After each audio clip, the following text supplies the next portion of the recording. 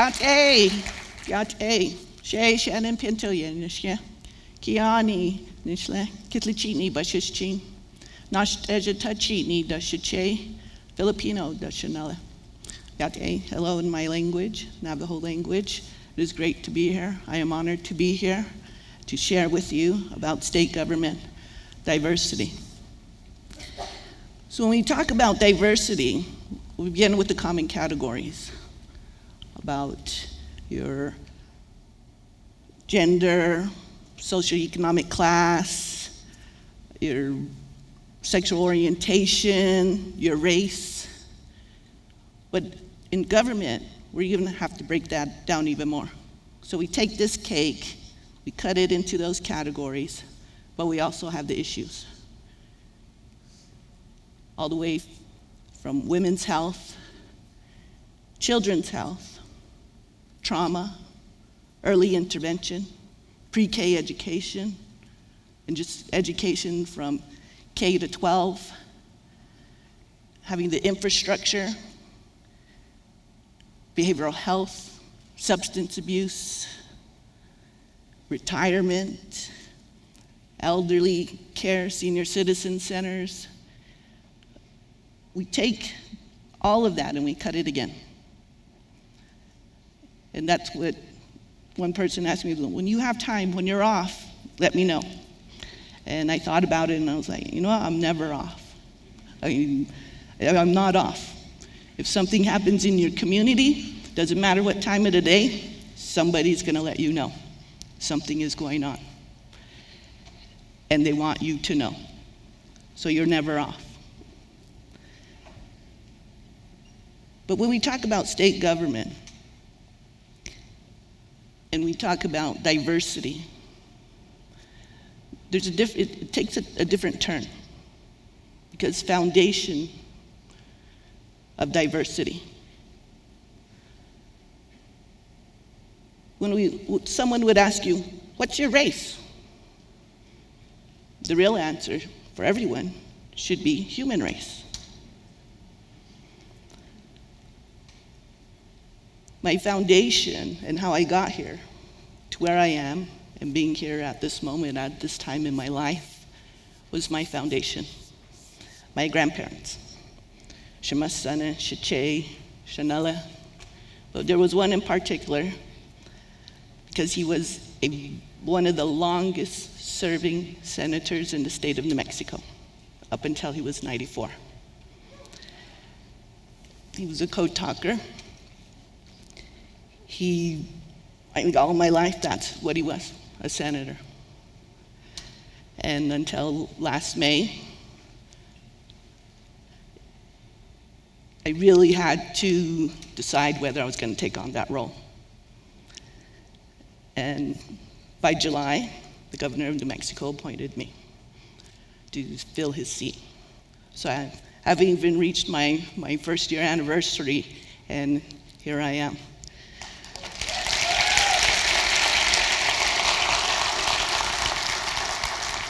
And the foundation was very important in what he did in government.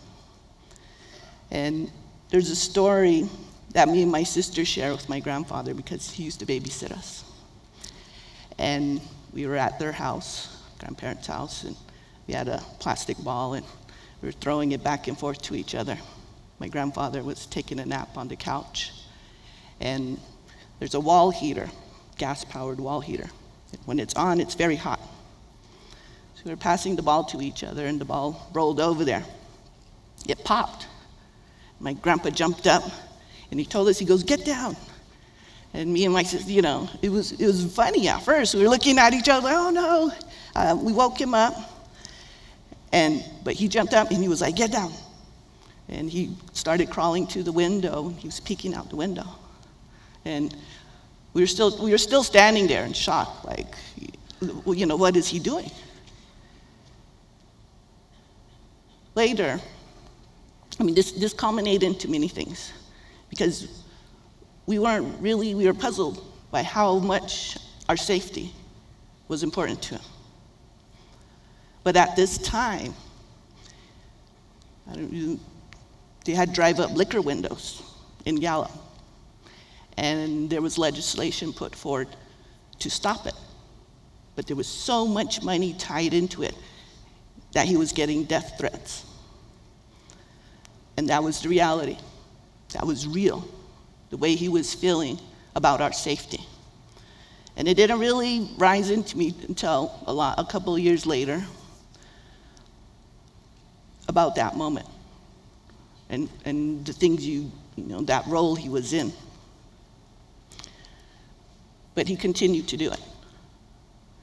And he continued, and he was persistent, because when he first went to the state legislature, he didn't even have a vehicle. He hitchhiked. That's probably one of the most stories that keeps coming up, because the gentleman that picked him up was a very good friend of his for a long time.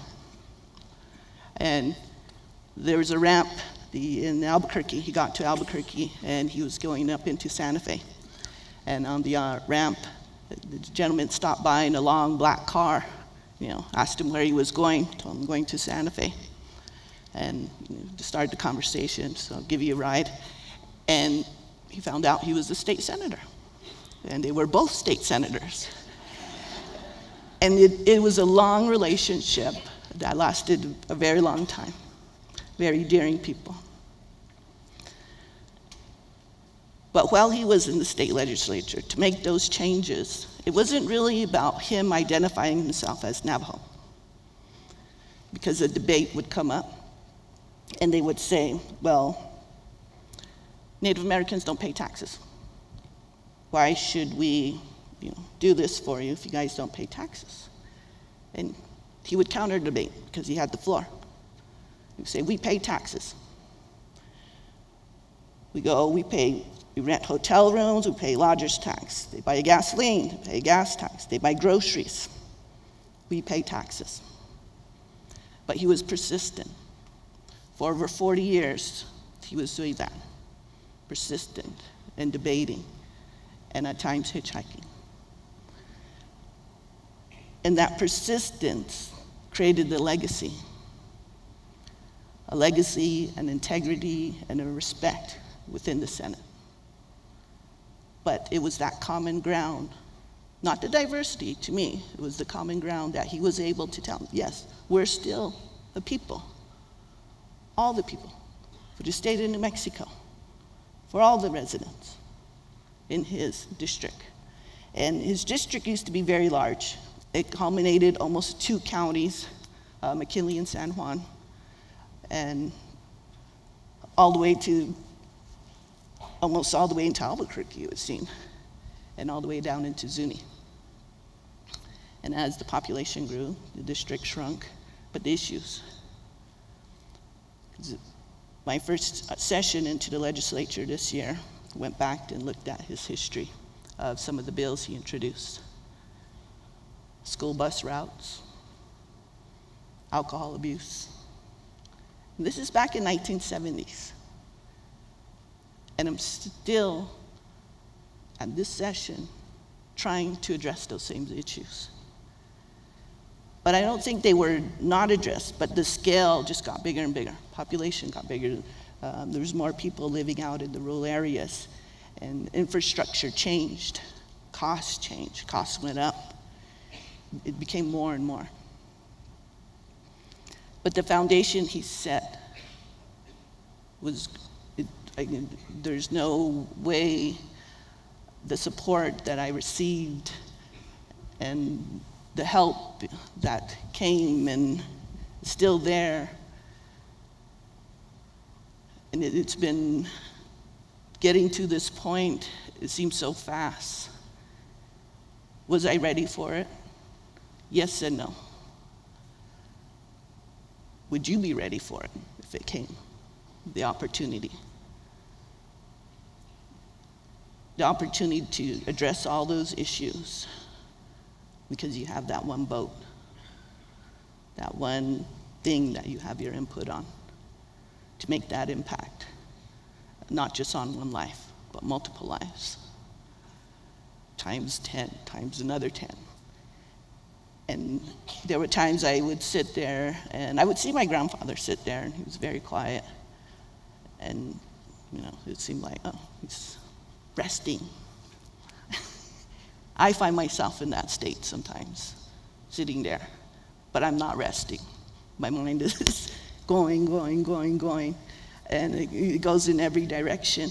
And every day there'll be a new phone call or email, and you'll have another thing added onto your plate.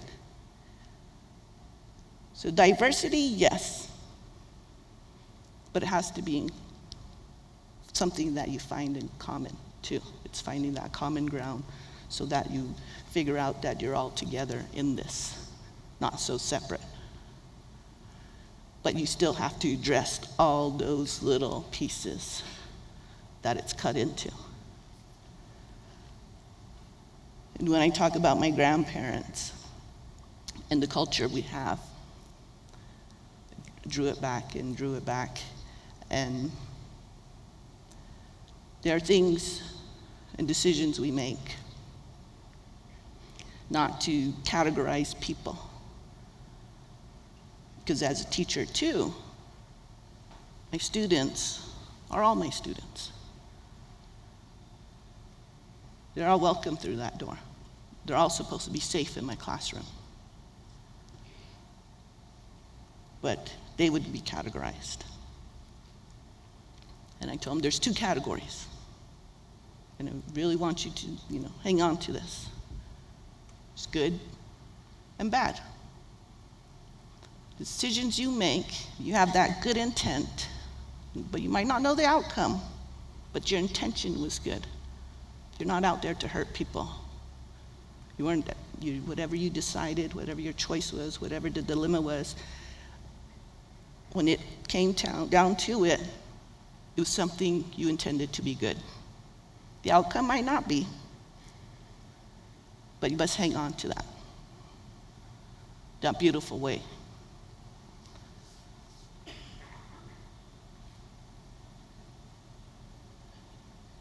And it was tough for me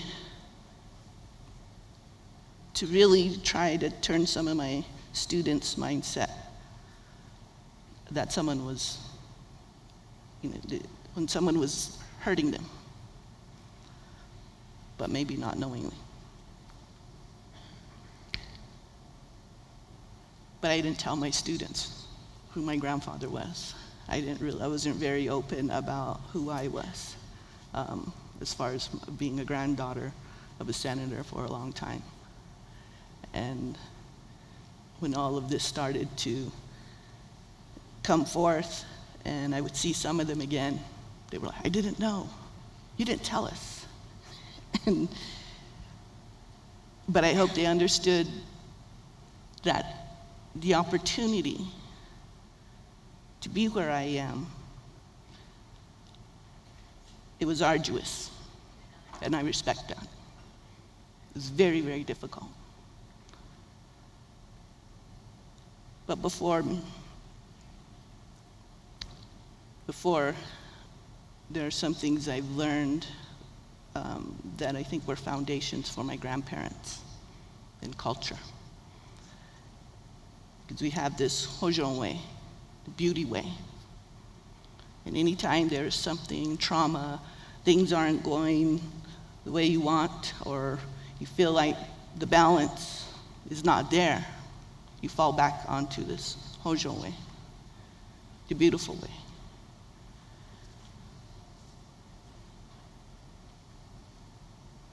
So, with beauty, there's a prayer. Well, you could say that it's a song, it's a prayer. They pray and they sing. So with beauty before me, may I walk. With beauty behind me, may I walk. With beauty beneath me, may I walk. With beauty above me, may I walk. With beauty all around me, may I walk. I am here now. See me now. I am without them, but they are always with me. Thank you.